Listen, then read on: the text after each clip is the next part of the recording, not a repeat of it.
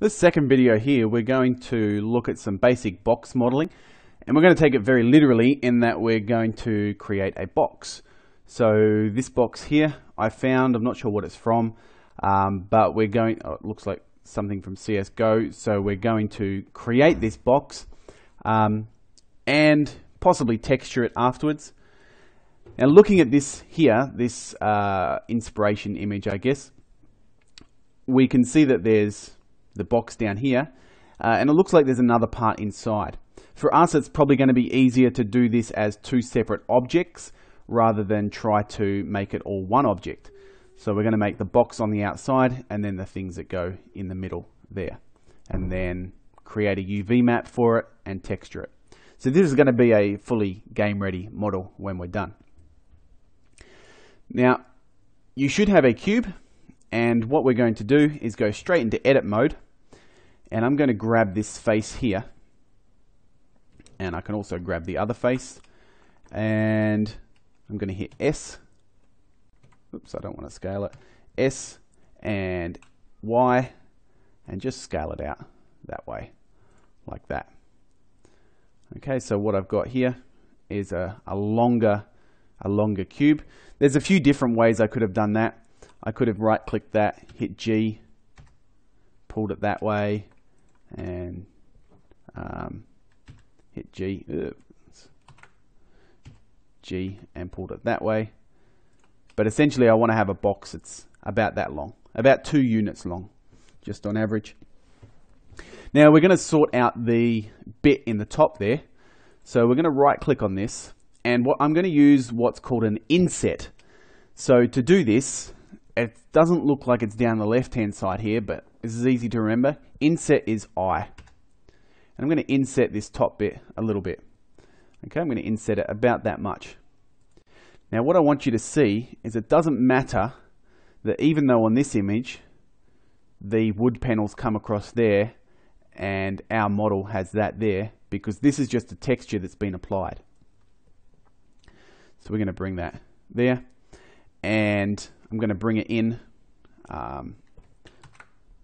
I'll bring it in about that much there. So there's a decent amount that I can put some wood on it. Then I'm going to right click on this one, and I'm going to hit E to extrude it. And I'm going to extrude it down. Now I don't want to go too far because I don't want to go below the actual model. So if I do that, I can flip around and see that it's not below the model. That's pretty good there.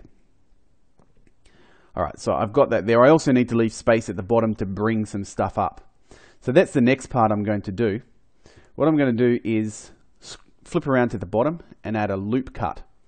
The shortcut key for this should be Control R, and it is. And I'm going to click on here and find where that is. Something's still selected on the other side. No, it's not. Okay, so Control R, click there, and I'm going to move it over to here. I could actually, I'll just move it to here. It doesn't need to be exact for this part. It's not a big deal if it's not exact.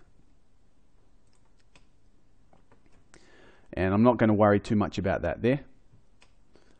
I'm not going to worry about it at all. It's just going to create some extra geometry. It depends on what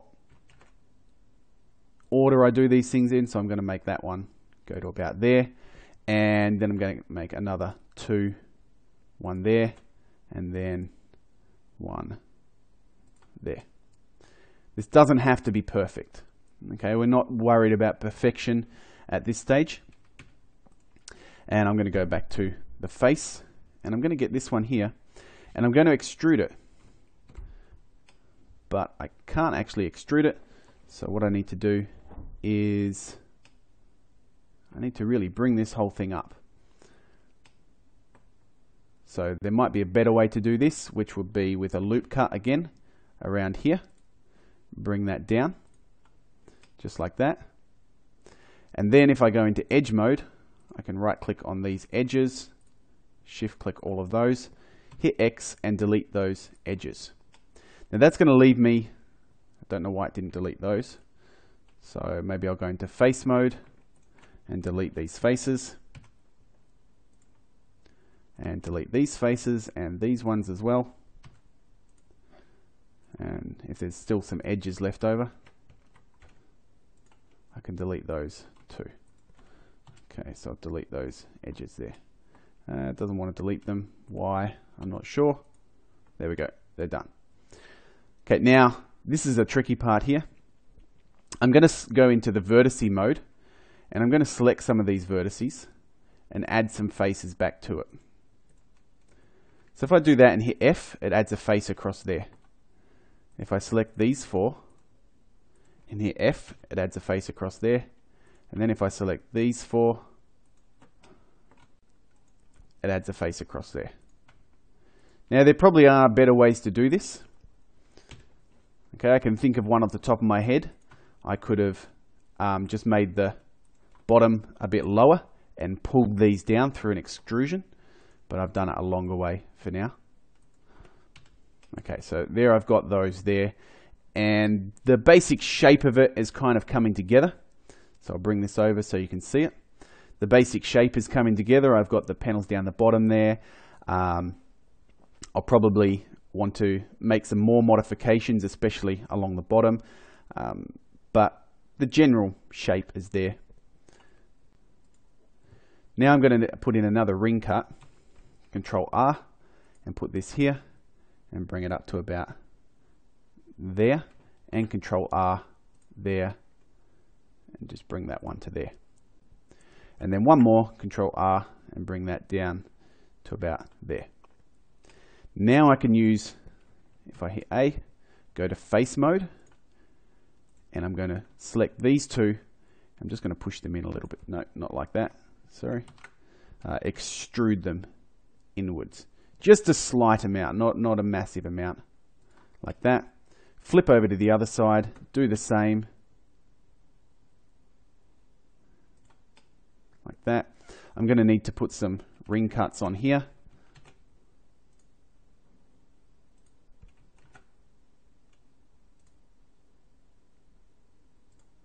And go to face mode, extrude this in just a tiny bit. Okay, so I've got my basic shape happening here. It's not textured, but it's pretty much exactly what the model looks like. So if I hit tab to go back to edit mode and then look at that, that's pretty much spot on. Okay, I could get better than that, of course, if I wanted to add a lot more detail to it. But for now, that's good enough.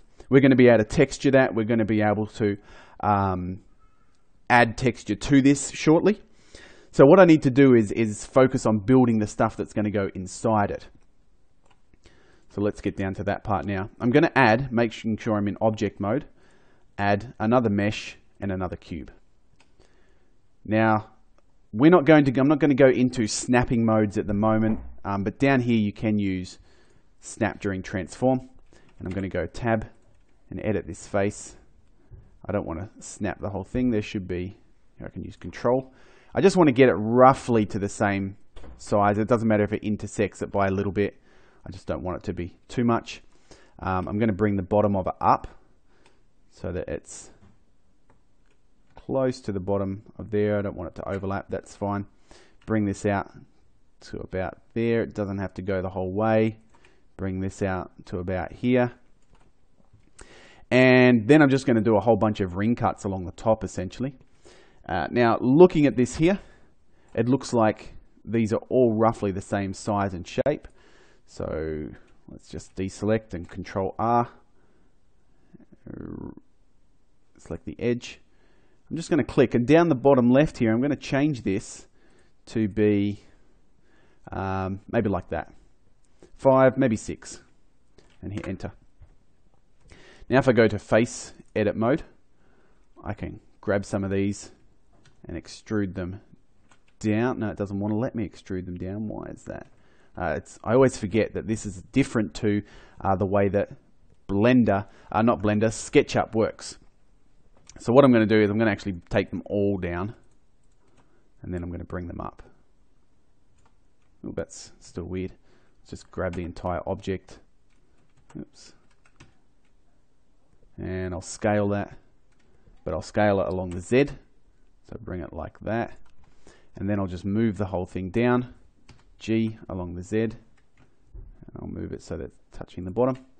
There we go. Now I can extrude some of these up.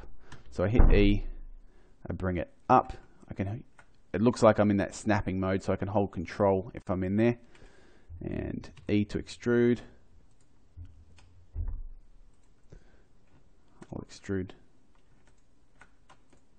both of these up like that. Control E, oops, extrude. And then that one there, lastly, I'll bring it up to about there. That's not looking quite right, so I might just take that face down. And this one here, I'll bring to there. This one here can come down a little bit, like that. And then that last one can come up to about there. And that one can go there.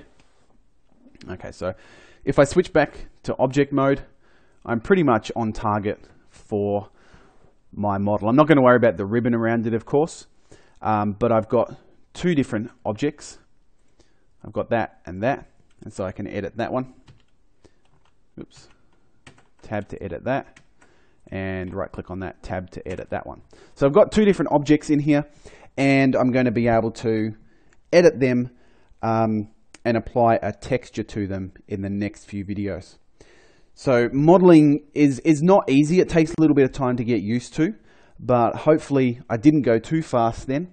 And if I did, you can just pause or slow down the video. I think YouTube allows you to set it to 0.5, so you can hear me drawl on a bit, but it might work out a little bit better for you if you do it that way.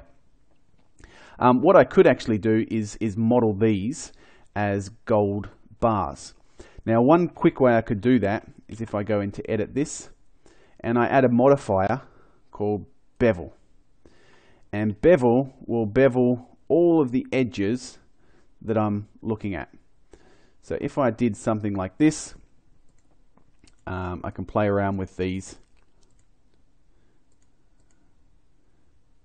bevel edges, and instead of having them all square, I could bevel those edges, and that might look a bit more like some cases or something in there. From there I could do some other editing, of course, but I can, oops, I don't want to bevel only vertices. And I don't actually need to click apply. You don't need to click apply to any of these modifiers. Okay, so there's my case now. If I did the same thing with this, add a modifier, bevel, so I need to go into edit mode, modifier, bevel, doesn't look like it wants to do it.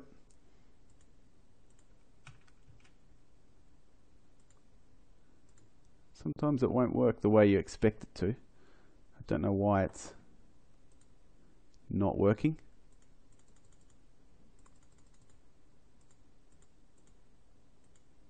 Oh well, doesn't matter, I don't need it.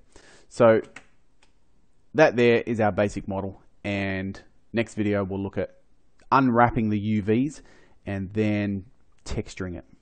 Make sure you save this, so File, Save, and in Blender it's a little bit weird the way you save it, so make sure that you do this properly. I'm going to call it crate box, and then I'm going to make sure it's called .blend, or you won't be able to open it again.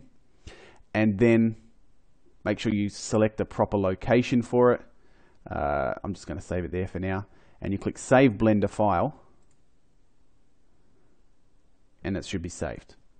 Okay, so it's not just if you click Save As, you can't just type it in and click Enter. You've got to actually click Save as Blender File up here. You have to type in .blend if you change the name. It's a little bit weird the way that it saves, but you'll get used to it pretty quickly.